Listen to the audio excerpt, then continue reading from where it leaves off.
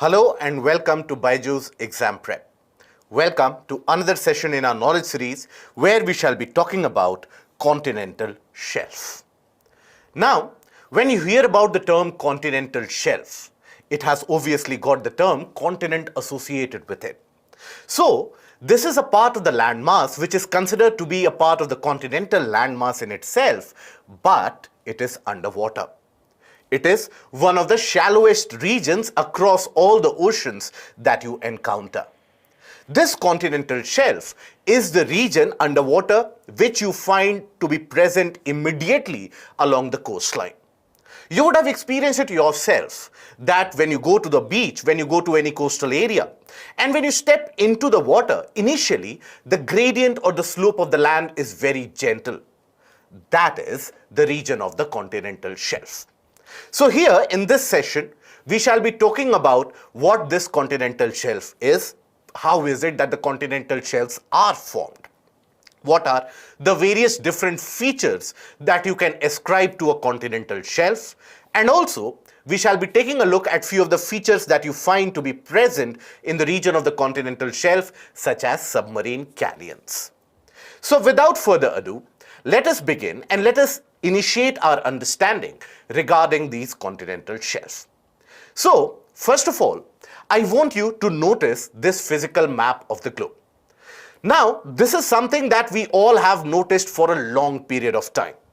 Right from your childhood days, you would have observed this physical map of the world again and again and again, whereby the general idea is that the blue color represents the oceanic bodies and the water surfaces across the planet. Now, here, even in the oceanic areas, you would find that not all the different regions have a similar color of blue. You have different patterns and different shades of blue which are present. In certain regions, as you can observe here, the color is extremely light. You can observe even here along the Indian coastline. The color is absolutely bright. Now, these are the areas which lie underwater and which form a part of continental shelf. And as you can observe from this entire picture itself and this entire map, the breadth of this brighter area that ends up differentiating and differing from one region to another. For example, if you take a look at the region here, you will find that these bright blue areas are present in a very minuscule proportion.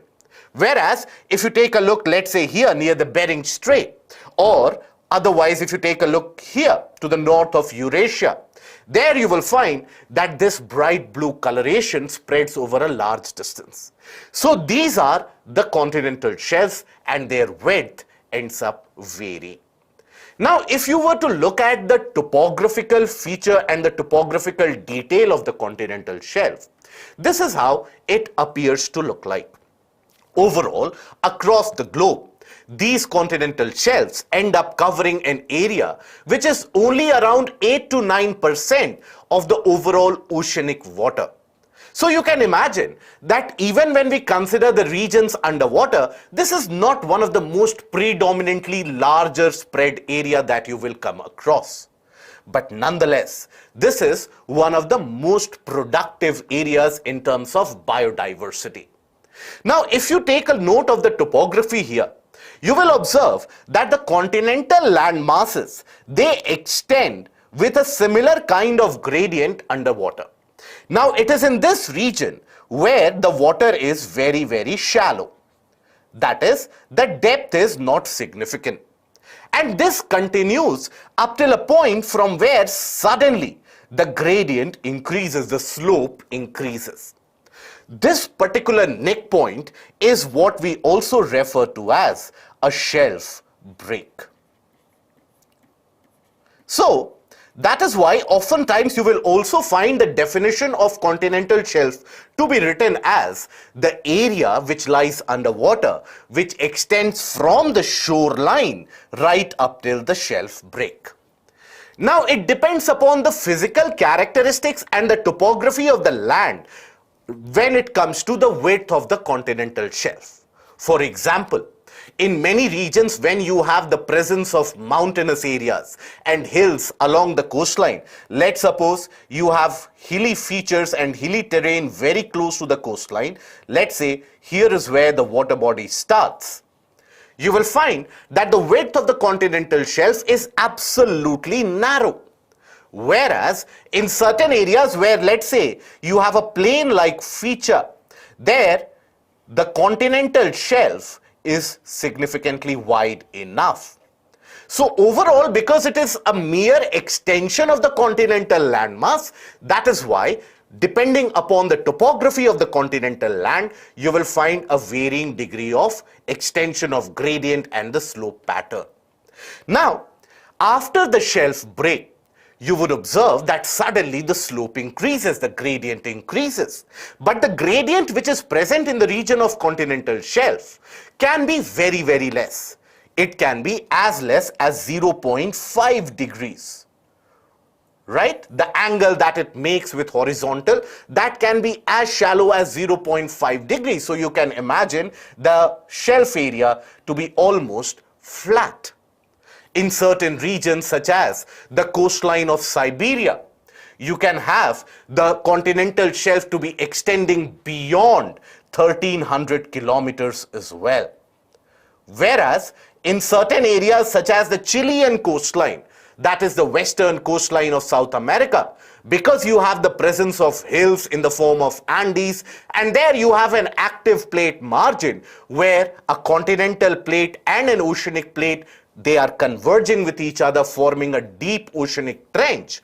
In such areas such as the Chilean coastline, the width of the continental shelf can be even less than 60 kilometers.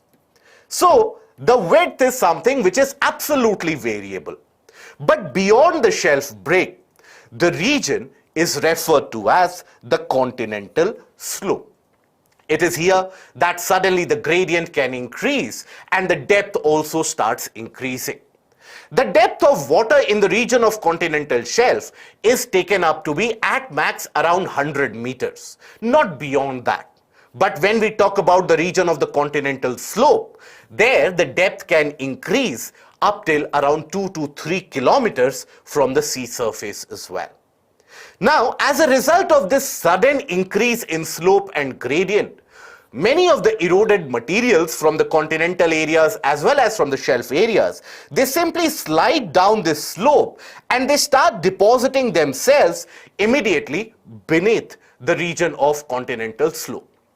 And that sudden amount of deposit which decreases the gradient, which decreases the slope, that is what we refer to as a continental rise.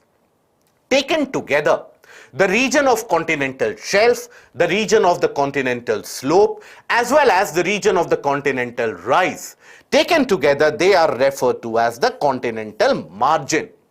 That is, all these are considered to be a part of the continental landmass in itself. Beyond that, you have the deep oceanic plains, which we refer to as the abyssal plains or the deep sea plains as general. These are the ones which are considered to be a part of the oceanic flow. Other than that, the other regions of shelf, slope and rise, they are very much considered to be an extension of the continental land masses. Now this continental shelf, how is it created? How does it come into existence? So there are various different conditionalities, there are various different occurrences which can lead to the formation of continental shelf. One of the most predominant ones, one of the most predominant factors which leads to the formation and extension and further consolidation of the continental shelf is the factor of deposition and layering. Deposition and layering of what? So, in the continental areas, we have various different rivers, runoff, etc., which are at play and which are in existence. Now, all these will carry out materials from the continental areas, and as soon as they enter the sea water, there they start the deposition process. Slowly and steadily, the deposits, they build upon each other in the form of a layered structure, and the overall height gradient or the height profile develops. So this formation of continental shelf by the medium of deposition and layering is one of the most prominent factors. You will also observe this in the region along the eastern coastline of India, more particularly so where the region of West Bengal coastline lies, and also the coastline of Bangladesh, where you have the mighty rivers of Ganga and Brahmaputra carrying tons of silt and sediment every year. They end up depositing it into the Bay of Bengal, and thereby slowly and steadily, if you were to observe the satellite map of the region of Bay of Bengal, you will find that the region or the amount of deposits in the area is increasing day by day. So that is how the continental shelf slowly and steadily expands its shape, expands its volume as well. Then the other factor which can lead to the formation can be the subsidence or the submergence of the landmass. This is an event or a geological process which is initiated as a result of endogenic forces. Now, which endogenic forces? So, this can happen because of activities such as earthquakes. Also, this can generally take place because of folding and faulting. Now, how is it that you come across the aspect of the subsidence of the landmass? So, for example, let us suppose you have a landmass which has got a profile somewhat like this, right? Let us suppose it has got a profile like this, and here you have the seawater. Now, over a period of time, if you take a look into this side profile of the landmass, let us say because of various different actions which are acting upon from the interior of the earth, that is the various different endogenic processes, let us suppose that you have development of a crack, right? And that crack or fault line extends through that landmass. So over a period of time, you might come across a situation where along this fault line, the landmass simply sinks or subsides. So in that case, you will have a creation of a landform somewhat where you have a remnant area which still lies and protrudes over the sea, but a significant portion of that landmass would have sunk underwater. And this again leads to the extension of shelf. Now, when you have such active fault lines, then a very powerful seismic activity or a very powerful earthquake can also lead to sudden upliftment or a sudden subsidence of a landmass, which can end up creating a shelf-like portion. For example, you have the fault lines which are existent in the region of Gujarat, because Gujarat, as we know, famously lies upon the congruous point of three different plate margins. You have the Indian plate, you have the Eurasian plate, as well as the Arabian plate, all having their confluence in the region of Gujarat. So you have many active fault lines present. Now, historically, you have had very major and large earthquakes which have occurred throughout the early part of 1800s, which has led to a significant submergence of that landmass and extended the region underneath that area, which we consider as a continental shelf. Many of the times, you also have volcanic eruptions, and these volcanic eruptions also have their materials getting deposited even underwater, thereby extending the shelf area. This is something which is experienced in the regions of volcanic hotspots. For example, when you look at the region around Hawaiian Islands in the Pacific, there the extension of the continental shelf is happening because of the deposits of lava which get cooled down and get deposited underwater, close to the coastline obviously. Always the shelf area will be the region immediately hugging the coastline. Then you have another factor which refers to the glacial and the ice ages that we encounter. So this is about the rise and fall of the water level. So we know that planet Earth goes through the various different stages whereby the water level rises and falls down when it goes through the phases of freezing or ice age and deglaciation furthermore. So in these cases, in these events, you have a rise of water level and a fall of water level. So in times and during the times when you have a fall in water level, many of the regions which were earlier underwater either emerge to the surface, and those which were present at a greater depth, they start acting as a shelf area. Eventually, after some time when the water level rises, you also have certain land areas which get submerged and they become a part of the continental shelf. For example, if you take a look at the region around Bering Strait, that is the portion which separates the region of Alaska to the portion of the Siberian area of Russia. The Bering Strait, it is estimated that at one point of time it was actually above water. And it is because of the rise of the sea level that even that region has come underwater and that region has started acting as a shelf area. So the rise and fall of water level, which is resulted, why? Because of the phases of glaciation or ice age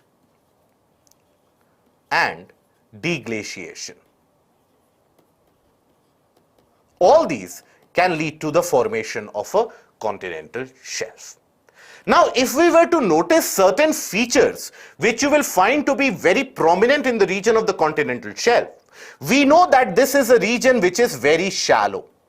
Now, being shallow means what? You have the availability of one of the most prized natural resources out there, and that is sunlight. So, in the entirety of the region of the continental shelf, you will have predominant amount of sunlight which is available. So, obviously, in the presence of sunlight, you will observe the growth of plant species. Significant amount of plant species, they will grow. They will carry out the process of photosynthesis and they will release significant amount of oxygen into the water body, thereby enriching the dissolved oxygen in the water and thereby making the conditions more conducive for marine species. So if you were to take a look at the proportion overall of the biotic activities taking place in the continental shelf, majority of the biodiversity in the oceanic water, that is something which is concentrated in the region of the continental shelf. So even though area wise it constitutes less than 10% of the oceanic area, still it is something which houses the majority of the oceanic life as we know it. Many of the critical oceanic life forms which are very important for the conservation of environment and ecology, for example, corals and coral reefs. All these, they will be typically present in the region of the continental shelf because it is there that under the presence of sunlight, under the availability of sunlight, you can have a productivity of the food. Now, because here in the shelf area, in the shelf region, you have such a great predominance of marine species and marine animals. In many of these areas of these shelves, the marine animals historically, when they have died, their bodies have been deposited and over them a series of other sedimentary deposits have happened.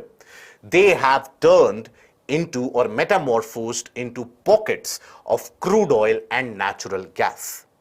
So, the crude oil and the natural gas that you would observe that they are being extracted, they are being exploited, majority of them, when they are being extracted from the oceanic floor, they are being extracted from the shelf area.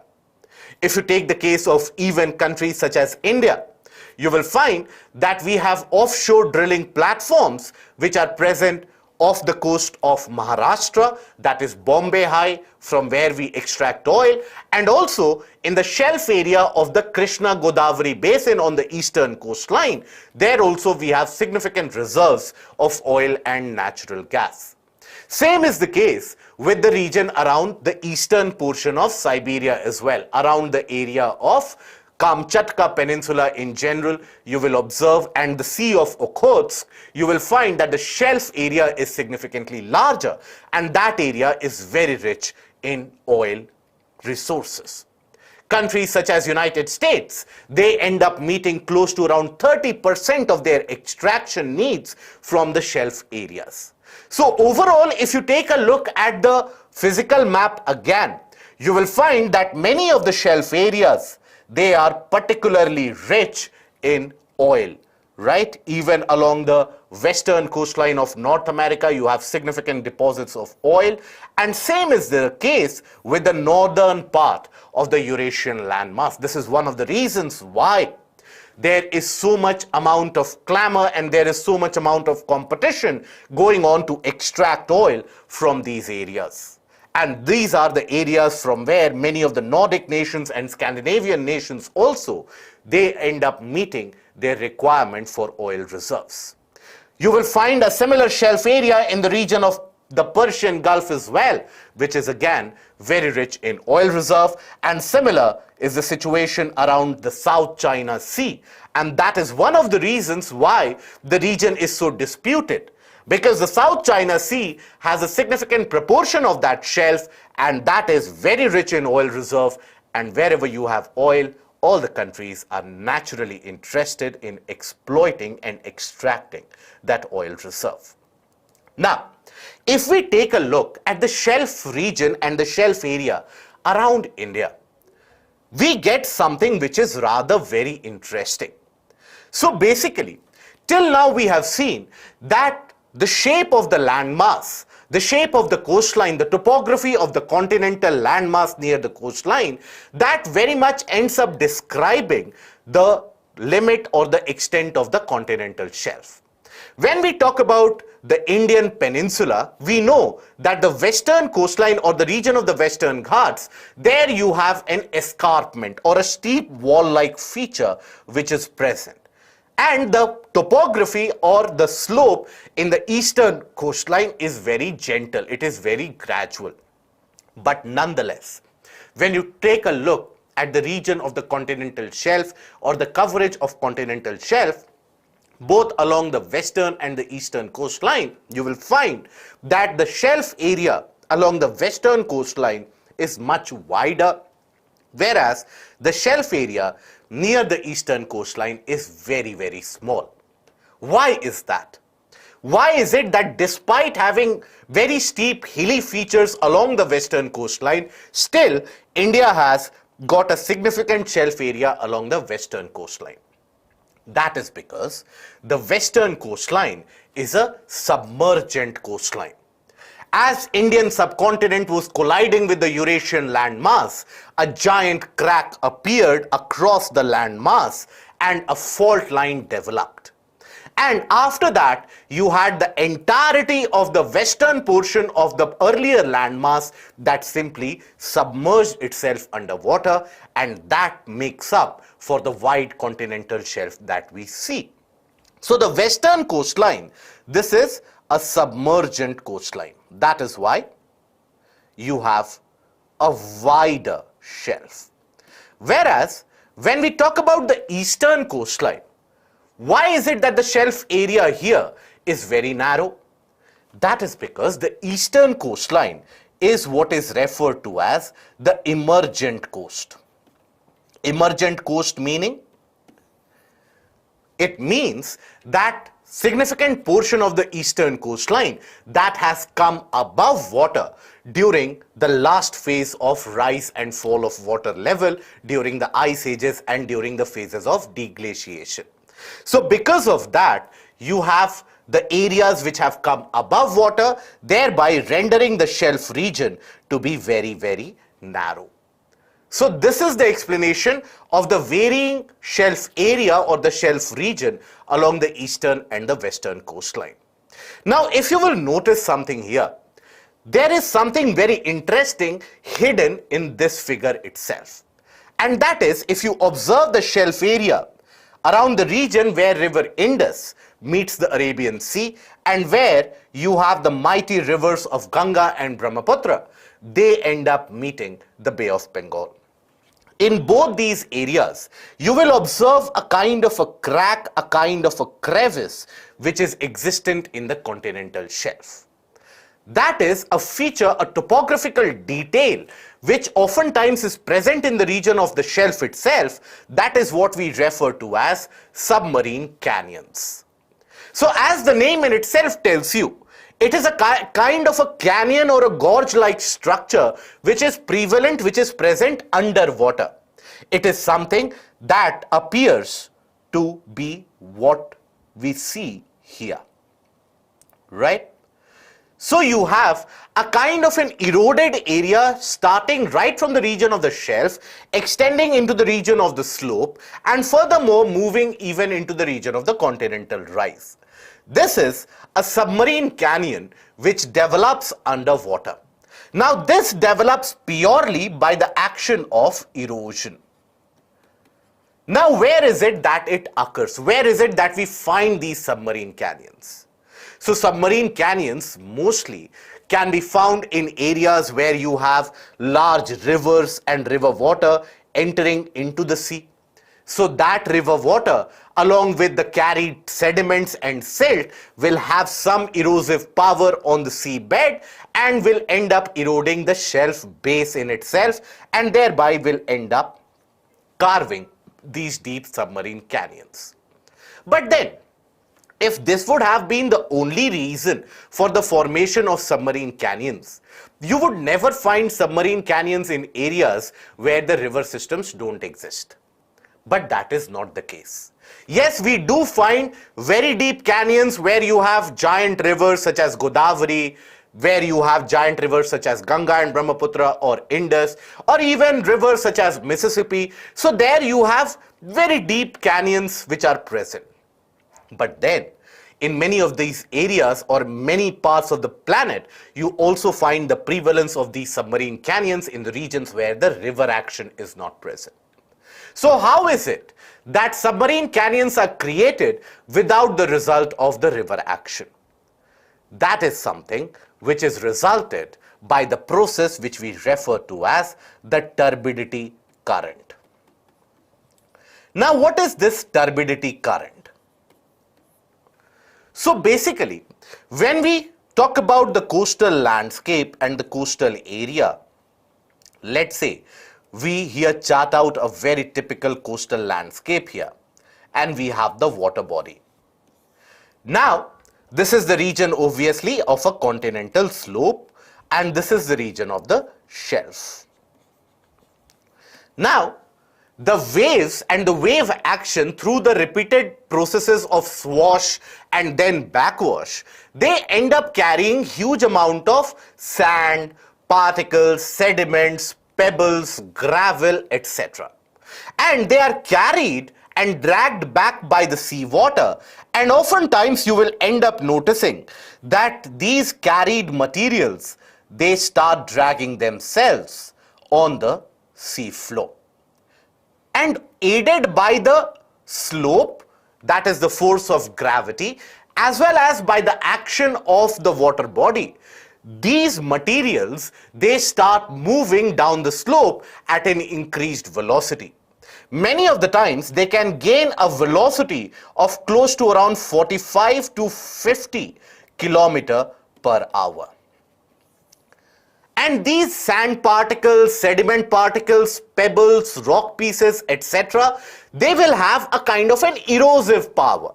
So repeatedly, when they keep on rubbing against the surface and they keep on repeating the process again and again and again, thereby they end up eroding the surface and creating a deep gorge-like structure which is very, very narrow, and that forms what we refer to as a submarine canyon. So this motion, and motion with a particular direction and a particular speed that we have in the case of the sediments, right? Sediments, then you have silt, pebbles, etc. So that kind of motion that we have with a particular kind of speed, that is what is ascribed to as a turbidity current, and this turbidity current will shave off the continental landmass in a particular channel, in a particular pattern, wherever the abundance of these materials are present, and will create a deep gorge-like structure. So submarine canyons that you end up finding, they can be created either as a result of the river action or as a result of the action of the turbidity current, and these are the basic properties that you can ascribe when it comes to the area of continental shelf. Okay, so now let us take a few questions.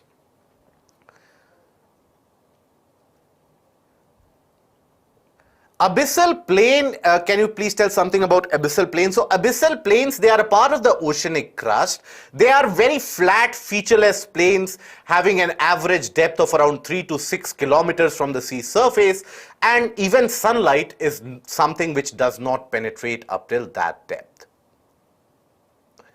Is dead plant and animals create crude oil? Crude oil is created as a result of the remnants and remains of the marine animals, not plants, animals. Okay, so when you have those remains, they get fossilized, just like the formation of coal. The difference being, in the case of the coal, you have typically the forests and the woody parts which get metamorphosed and fossilized, and they form coal. In this case, you have the remains of marine animals. What determines the size of the continental shelf? So that is determined by the topography of the coastal landscape mostly. One question, by if it's underwater, then why don't we say it's oceanic shelf? Because it is an extension of the continental landmass itself. The geological properties are very similar. It is just that the slope is such that water has entered into that area, but it is still a part of the continental landmass. Many rivers are flowing in eastern side, but continental shelf is not wider. That is because, as we have talked about, that the eastern coastline is an emergent coast. So there you have had areas which were earlier underwater, and that area has emerged above water. So as a result of that, the regions which were a part of the large continental shelf, some part of it has come above water. What are trenches and how are they formed? So oceanic trenches are the deepest portion underneath the water bodies, and they are formed as a result of the process of convergence. They are formed as a result of the process of convergence of plates. So which plates? Whenever you have an oceanic plate which is at play, or an oceanic crust which is involved, its convergence with the other oceanic crust or other continental landmass, it will always lead to the formation of a trench. Okay? Okay. So those are the questions. So I hope that is all that you need to add when it comes to the value addition, when it comes to the portion of the continental shelf. I hope that this video has been valuable to you. If you like the video, if you like the content, please don't forget to click on the like, share and subscribe button, and click on the bell icon to receive the notification for the next video. That will be all from my side. Thank you and have a good day.